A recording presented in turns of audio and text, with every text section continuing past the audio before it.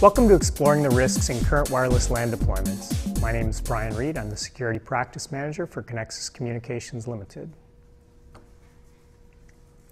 This is a four-part presentation that discusses the risks to current wireless LAN deployments. Part number one introduced the series and discussed risks within open networks. Part number two discussed the risks within WPA2 personal networks. Part three discussed the risks within WPA2 enterprise networks. And now we're on part four, which discusses the risks from impersonation and the series conclusion. So just to do a bit of a recap, we've been tracking our progress using this 3x3 grid with the attack vectors across the top, the three most common being sniffing, attackers joining local access, and impersonation attacks. And we're talking about each of those in conjunction with the three most commonly deployed Wi-Fi technologies today, which are Open, WPA2 Personal, and WPA2 Enterprise.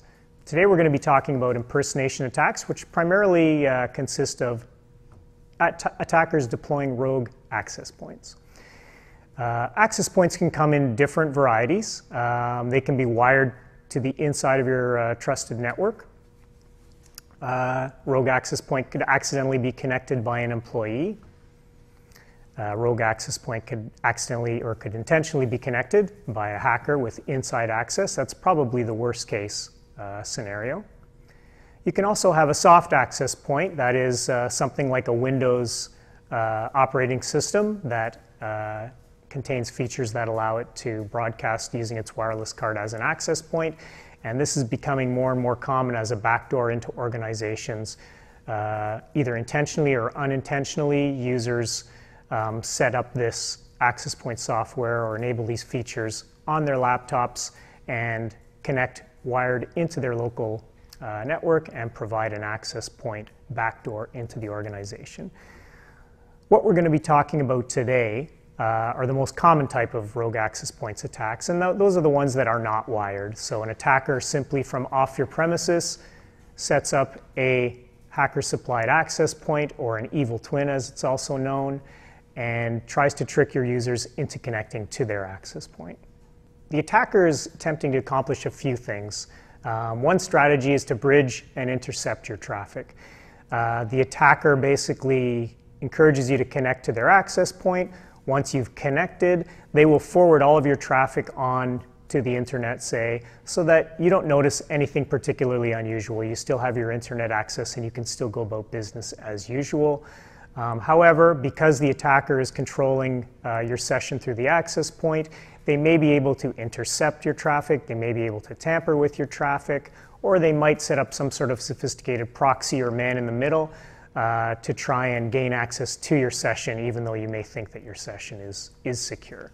Another strategy attackers may use is to redirect your traffic to a malicious host. So you attempt to go to website A, and they will redirect you to website B, which may try and social engineer some information out of you by masquerading as a legitimate website, or it might try and infect you with some sort of virus or some other malware that they've got on that website. So they can set up sort of a spoofed environment whereby you connect to their access point and then they can automatically redirect you to servers of their choosing in an attempt to trick you that way. So I've got a demonstration of that concept set up.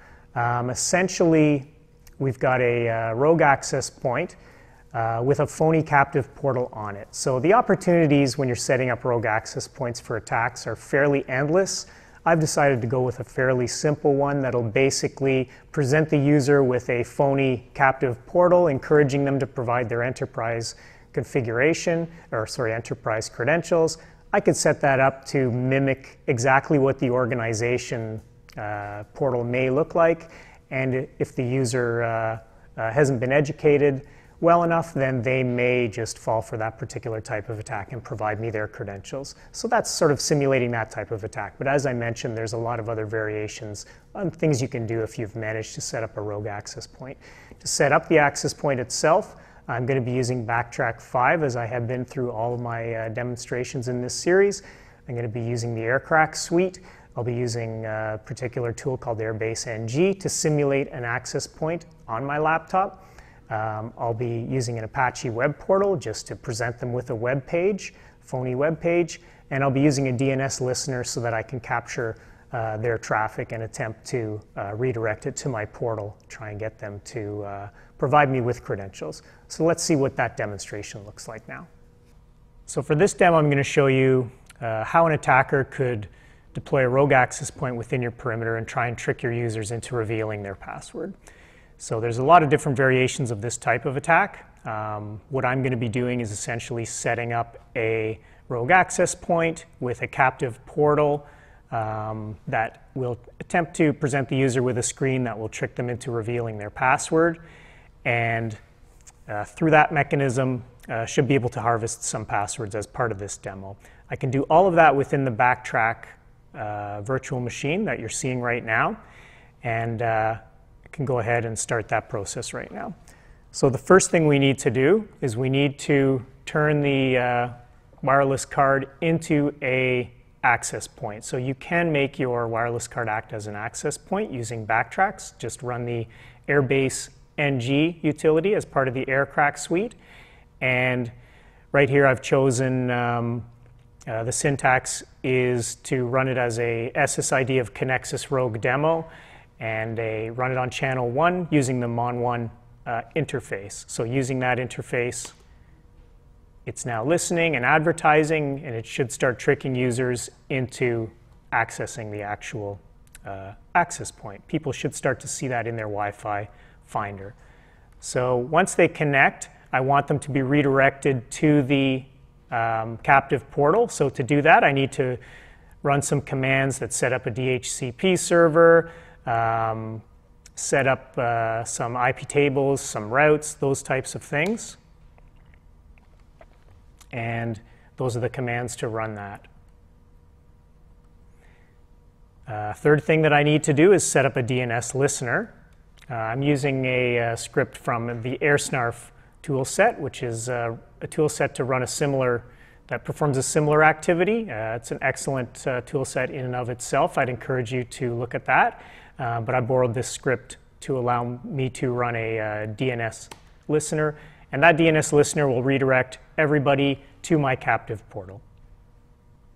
So with those three things done, I'm not going to show you how I set up the actual captive portal. Basically, it's an Apache server that simulates something that a user might expect to see and would be tempted to type in their username and password into.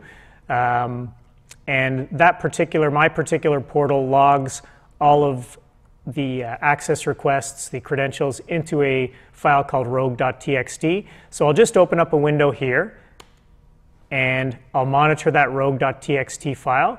And if we can trick a user into connecting to our captive portal, we should see the username and password show up in that window. So why don't I exit this screen, back out to my main system, and I'll show you the user's view when they try and connect to the rogue access point.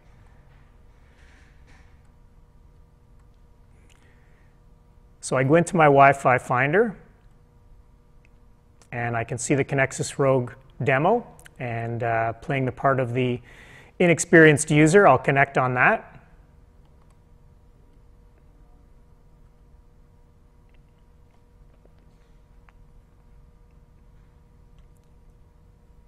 So now I'm connected, and it's actually telling me that additional information may be required. So if I run my Internet Explorer,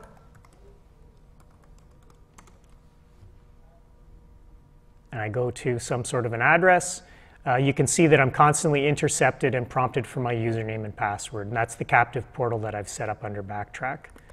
So if I just type in a user, actually I'll use a realistic username and a realistic password, test pass, and attempt to log in.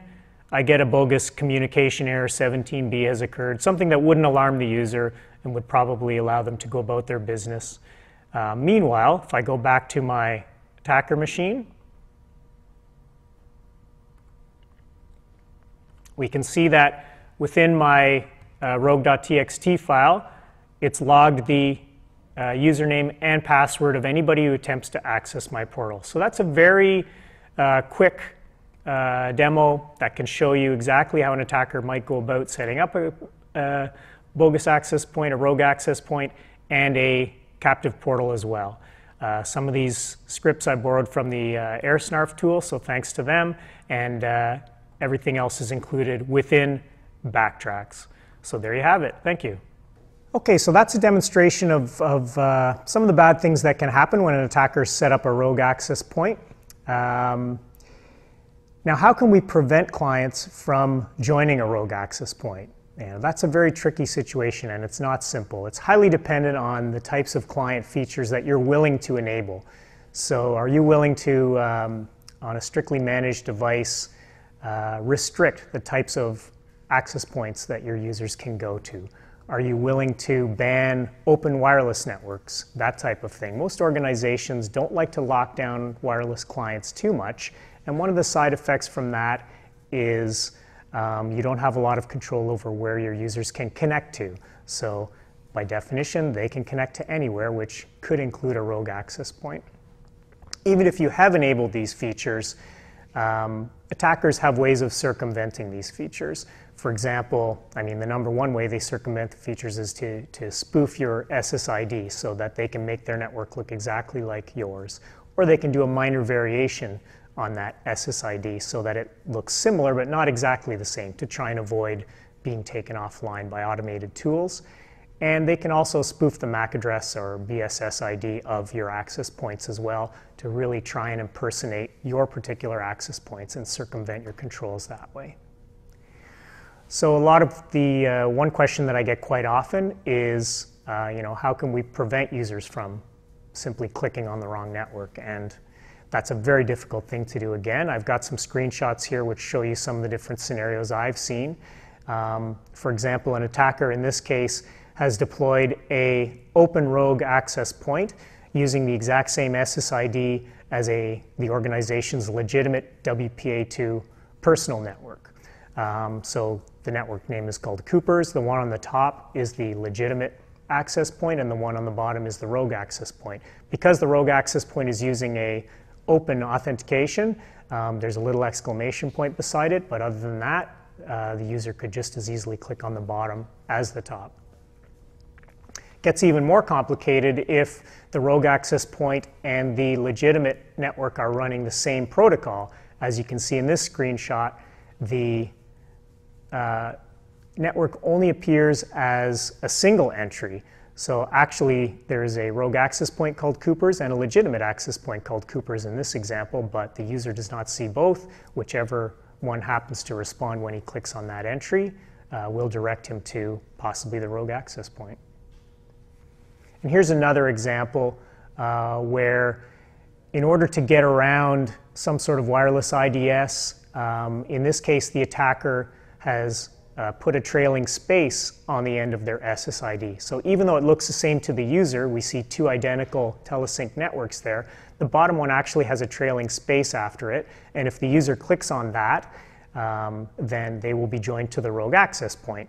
Now, the reason an attacker may want to do that is, again, to avoid some sort of wireless IDS that's not sophisticated enough to detect that they're trying to impersonate telesync because they've got a trailing space on the end, and technically it's a different SSID altogether. So it's very difficult to prevent users from simply selecting a rogue access point, and it's not really within the scope of wireless protocols to prevent rogue access points from advertising either. It's within the wireless protocols to allow anybody to set up any SSID, so by definition that means that an attacker can set up a rogue access point using your exact same SSID, and there's nothing to prevent them from doing that. So vendors have introduced proprietary access point features, and other organizations have sprung up that try and do wireless intrusion detection using their own third-party tools. And essentially these work in general terms as follows. They run a detection routine and they scan your coverage area looking for potential rogue access points. when they discover something that could be a rogue access point, they build a profile of it. And this is the tricky part. How do you build a profile of a rogue access point given that it could be a legitimate access point simply using that same SSID? So some of the techniques that they use, and you can go to each individual vendor to see why they believe their particular signature is the best, signature routines are the best. You can go by the SSID and MAC. Obviously, those are fairly easy to spoof, so an attacker can easily impersonate a proper SSID and MAC. They go by the RF signature of the device, so if a device is new, it'll all of a sudden have a strong RF signature. It may be stronger, it may be weaker than the other access points, so that might give away that it's a rogue access point. Maybe using the wrong wireless encryption method. It may have a client history where nobody has ever connected to it before. That would also make it suspicious. And probably the best way of detecting a rogue access point is if your controller or if your wireless IDS is capable of communicating with an access point on the wired side. That would truly distinguish a legitimate access point from a rogue access point. So look for intrusion detection systems or your own built-in vendor features that are capable of detecting which access points are actually communicating on the wired side network. And in that way, it should be fairly straightforward for your detection routine to figure out if the rogue access point is legitimate or not. So once you've detected a rogue access point, what can you do to actually prevent it from advertising? Well, you can take a couple of different approaches. You can either disconnect the clients from the rogue access point by de-authenticating them. That's a special packet that you can send out over the wireless network. Or you can do what's common on the wired side network as well, and that's send out TCP resets just to stall the user from communicating over the attacking rogue access point until you can take care of the situation. So both of those are active attacks which will prevent the client from actually communicating through the rogue access point. And in the meantime, you can get some sort of radio tracking in place if you're so inclined to physically locate the device and physically disconnect it. That's a fairly sophisticated thing to do, but there are lots of tools out there that can allow you to do that. So in terms of summarizing the risk discussion with respect to rogue access points, we showed that preventing clients from joining rogue access points can be quite challenging because wireless networks were designed to be accessible by everybody, and it's very difficult to restrict users without impacting their business. Detecting and preventing rogue access points from advertising is also fairly challenging because of the way wireless protocols are designed. Vendor solutions are available, or features within your existing wireless access points may be available. So you should closely investigate these to provide some controls or some safeguards over hackers deploying rogue access points within your organization. So if I were going to assign a score and a color scheme just to track our progress here through our grid, to impersonate a legitimate access point, whether that is, and trick users to joining into it, whether that's on an open network, a WPA personal or a WPA enterprise network, level of difficulty to exploit is fairly low because most organizations are susceptible to this type of attack unless you've got some fairly sophisticated and fast-acting rogue access point detection in place. And the ease of detection, again, is anywhere from 1 to 6. That depends entirely on the controls you've got in place to detect this type of a threat. So there's a fairly broad range in there. So to classify the vulnerability likelihood on the right-hand side, which is the goal of this presentation, could be anywhere from moderate to highly likely that you're vulnerable to this threat.